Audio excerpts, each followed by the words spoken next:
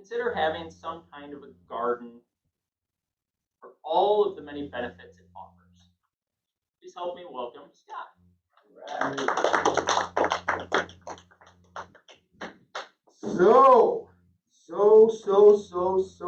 So seeds.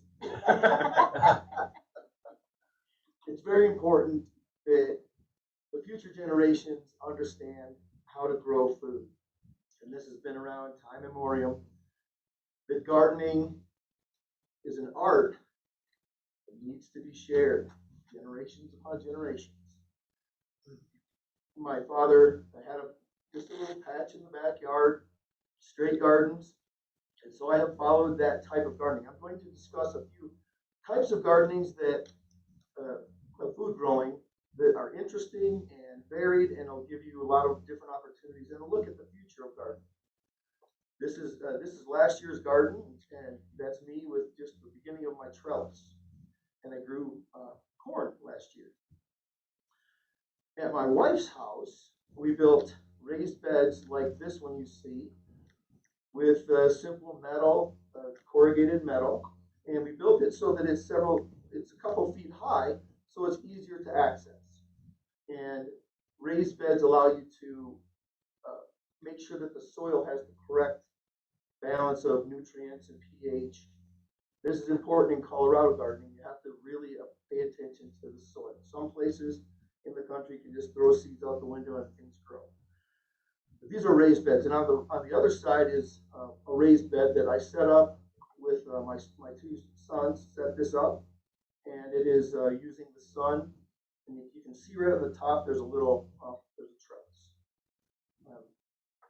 This is the beginnings of setting up my trellis gardening, and what I did, because I'm a busy realtor, I don't have tons of time to weed, so I started out, if you can see on the ground there, there's a pad, that's called a cattle panel, and I take 2 T-posts on each side, 6 feet apart, and then create those trellises for maximizing space. Many types of tomatoes and squash and peas and cucumbers, they'll all grow up on trellises. So it's a very efficient way to use the space in garden. And on the right side there is a look at my current garden just maybe a week ago. At my wife's house, we have a wide variety of gardening. You can see in the back there's a greenhouse. She's standing in front of those corrugated raised beds. She has a ton of container gardening. So this is also, even if you live in an apartment, you can container garden. And our dog right there keeps all the rabbits at bay. On the right side, then we have another trellis and some raised beds that our son put together this year. And she has a kind of artistic garden when in France was used to be called a potager. And this is a mixture of growing food in a really pleasant environment of growing. And my wife's garden is way prettier than mine. Mine is just more utilitarian. So I'm going to show real quick, and I'm going to even speed it up so that I can stay on time.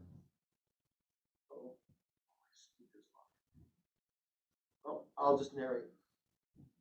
This is my wife, and she's working at some of the raised beds we have here, and there's onions and peas, beets, different types of herbs, and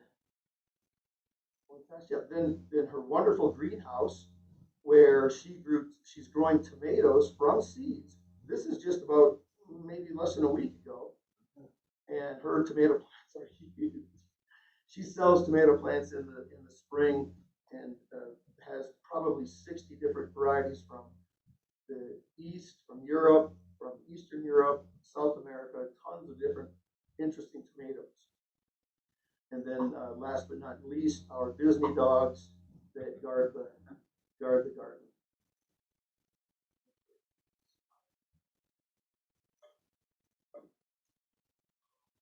There we go.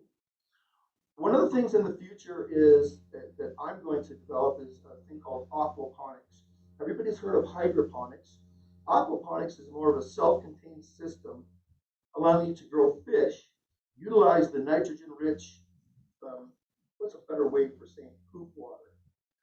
Poop water is funneled into an aggregate where the plants just thrive amazingly. It's a self-contained system, circulating water. It saves water, saves the need for fertilization, and really creates a wonderful balance of food. Now, I know people that grow all kinds of fish to support their garden, and it's an amazing system.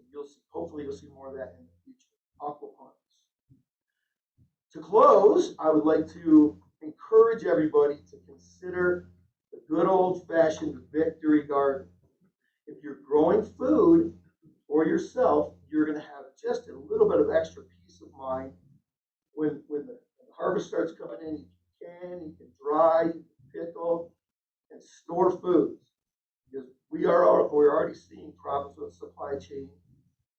And I think that taking the time to get into gardening for the nutritional benefits and the peaceful benefits, the soul healing benefits, that gardening is an amazing thing. And I'm hoping that you will all become ardent gardeners. Thank you. All right. Thank you, Scott.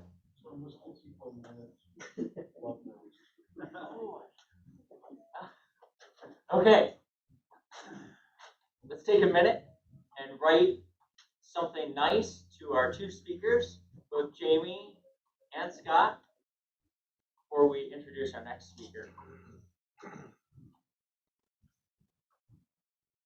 So, along the lines of